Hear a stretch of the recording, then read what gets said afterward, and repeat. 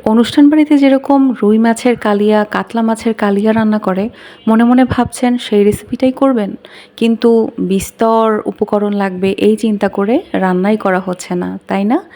আজকে একদম ঘরোয়া উপকরণে জাস্ট ২-১টা টিপস ফলো করে কিভাবে অনুষ্ঠান বাড়ির মতো রুই মাছের কালিয়া রান্না করবেন, সেই রেসিপিটাই আপনাদের সাথে শেয়ার করব।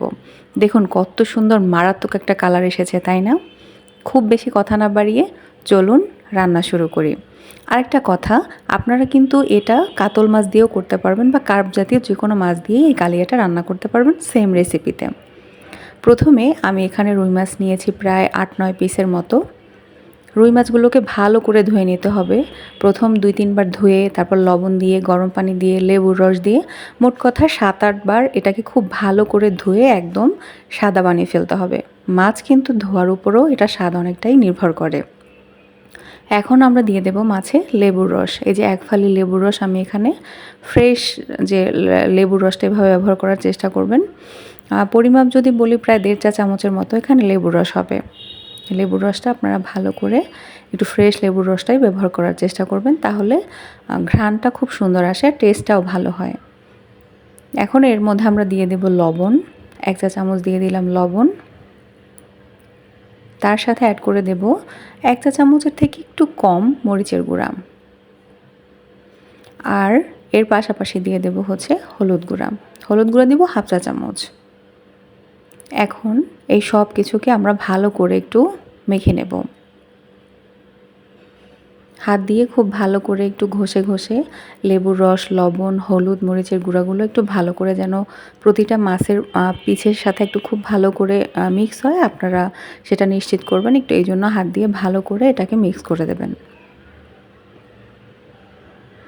এই যে মাখানোটা একটু সময় নিয়ে মেখে আমরা এটাকে চাইলে ১০ মিনিট রেস্টেও রাখতে পারেন। আর সময় না থাকলে হাতে আপনারা তাড়াতাড়ি সোজাসুজি রান্নায়ও চলে যেতে পারেন। প্রায় 1/4 কাপের মতো তেল এখানে আমি গরম করে নিয়েছি, সয়াবিন তেল। তার মধ্যে এখন মাছগুলোকে ভেজে নেব। এই যে মাছের পিসগুলো আমি দিয়ে দিলাম।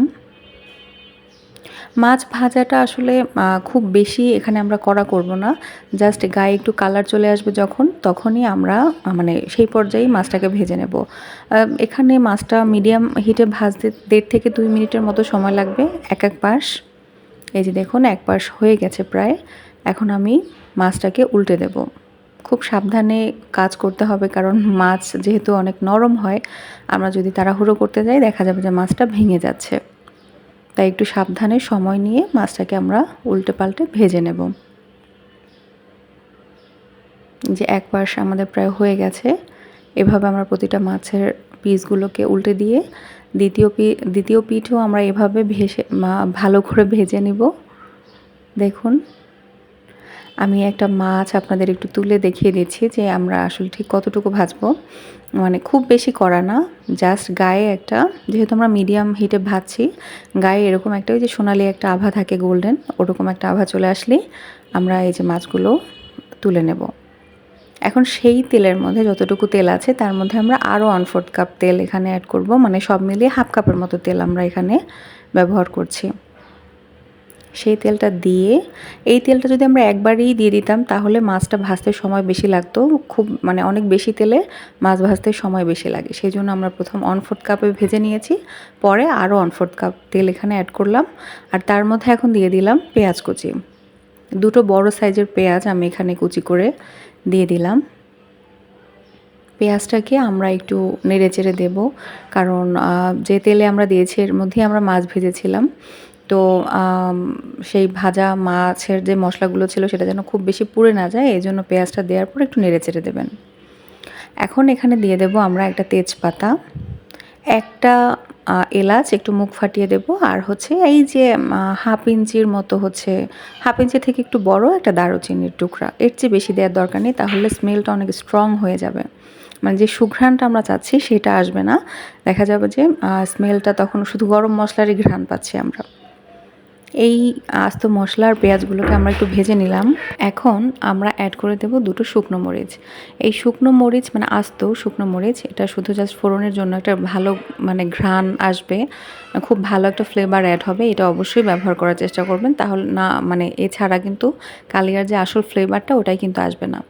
তো আমরা শুকনো মরিচটা এই পর্যায়ে কেন ব্যবহার করলাম, প্রথমেই দিলে দেখা যাবে শুকনো মরিচটা একদম পুড়ে যাবে, আর সেই পোড়া যে ফ্লেভার ওটা আমরা চাচ্ছি না, আমরা জাস্ট এটার ভাজা একটা ঘ্রাণ যে সেটা চাচ্ছি। এখন সব ভাজা মশলাগুলো আস্ত মশলা গরম মশলাগুলো যখন ভাজা হয়ে গেল, আমরা এটার মধ্যে দিয়ে দিলাম হচ্ছে পেঁয়াজ বাটা। হাফ কাপ পেঁয়াজ বাটা ব্যবহার করেছি এখানে। পেঁয়াজটা অবশ্যই একটু গোল্ডেন ব্রাউন করে ভেজে নেবেন, মানে বেরেস্তা না, ঠিক বেরেস্তার আগ মুহূর্তে আমরা এখানে পেঁয়াজ বাটা ব্যবহার করলাম। এর চেয়ে বেশি পুড়ে গেলে কিন্তু মাছের কালারটা আবার অনেক গাঢ় হয়ে যাবে, যেটা আমরা চাচ্ছি না। ১ টেবিল চামচের মতো এখানে দিয়ে দিলাম আদা রসুন বাটা, মানে রসুনটাই বেশি আদার পরিমাণটা কম এরকম, মানে হাফ টেবিল চামচের থেকেও বেশি হচ্ছে রসুন বাটা আর বাকিটা হচ্ছে আদা বাটা, এরকম দুইটা মিলিয়ে ১ টেবিল চামচের মতো এখানে আদা রসুন বাটা আমি অ্যাড করে দিলাম।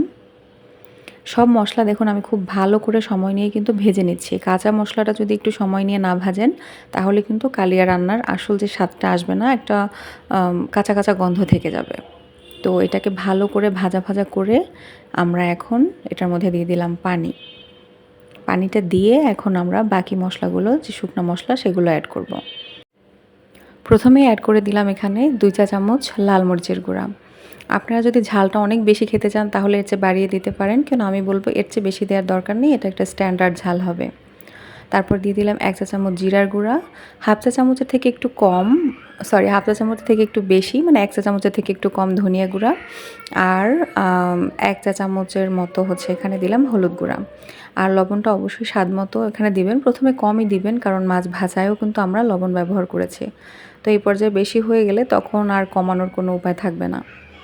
এখন প্রথম একটু কম দিয়ে আবার পরবর্তীতে টেস্ট করে তখন দরকার হলে দিতে পারবেন। এখন এই সব মশলাগুলোকে আমরা একটু ভালো করে কষিয়ে নেব। মশলাটা যদি খুব ভালো করে কষানো না হয় তাহলে কিন্তু মানে এই পর্যায়ে রান্নাটা ভালো হবে না। একটু সময় নিয়ে ধীরে ধীরে আপনারা একটু ভালো করে এই মশলাটা কষিয়ে নেবেন। মাছ রান্না করতে কিন্তু খুব বেশি সময় লাগে না, কিন্তু এই যে মশলা কষানো আর অন্যান্য যেসব প্রসেস থাকে তাতেই একটু সময় লাগে, কারণ মাছের সেদ্ধ হওয়ার তেমন কিছু থাকে না, এটা ভাজতে বা ঝোলের মধ্যে দিলেই হচ্ছে রান্নাটা হয়ে যায়, কিন্তু এই যে কষানোটা আর বাকি প্রসেসেই হচ্ছে মেইন সময়টা লাগে। দেখুন বেশ সময় নিয়ে কিন্তু আমি মশলাটাকে একদম ভাজা ভাজা করে কষিয়ে নিচ্ছি। একদম তেল যখন এরকম ছেড়ে আসবে, মশলাটা একদম ভাজা ভাজা আপনারা সুঘ্রাণ পাবেন যখন, তখন হচ্ছে আমরা এখানে ঝোলের পানি দিয়ে দেব। প্রথম আমি ১ কাপ পানি দিয়ে এটাকে ভালো করে একটু মিক্স করে নিচ্ছি যেন পুড়ে না যায়। তারপরে আমরা আরও যতটুকু পানি দরকার ততটুকু এখানে দিয়ে দেব। এই যে আমি আরও ঝোলের জন্য যতটুকু পানি দরকার দিয়ে দিয়েছি। এখন আমরা এখানে ভাজা মাছগুলো অ্যাড করে দেব। এই যে দেখুন, প্রথমে মানে এই যে মাছগুলো ছিল, মানে ৭-৮ টুকরার যে মাছ আমি বাসায় যেভাবে রান্না করি ওই পিস দিয়েই আপনাদের আজকে করে দেখাচ্ছি। এই পর্যায়ে হচ্ছে গরম মশলাটা তুলে ফেলবেন, মানে দারুচিনি, এলাচ আর তেজপাতা যে আছে ওটা তুলে ফেলবেন। তুলে ফেলে আপনারা তারপর বাকি রান্নাটা করবেন। যদি এটা না তোলেন তাহলে দেখা যাবে যে মানে গরম মশলার খুব স্ট্রং একটা ফ্লেভার এখানে চলে আসবে। দেখুন আমরা এই যে দারুচিনিটা তুলে ফেলে দিয়েছি, তারপর তেজপাতাটাও এখানে তুলে ফেলে দেব। আপনারা চাইলে রাখতে পারেন, কিন্তু আসলে শেষ পর্যন্ত দেখা যাবে যে অনেক মানে গরম মশলা অনেক স্ট্রং হয়ে যাবে, তো এই পর্যায়ে তুলে ফেলাটাই ভালো। দেখুন ঢেকে দিয়েছিলাম জাস্ট ২ মিনিটের জন্য, একদম টকবক করে ফুটছে। এই পর্যায়ে আমরা হচ্ছে ঝোলটা কিন্তু প্রায় 80% এর মতো টেনে গেছে। সেই পর্যায়ে আমরা এখানে হচ্ছে কাঁচামরিচ অ্যাড করে দেব।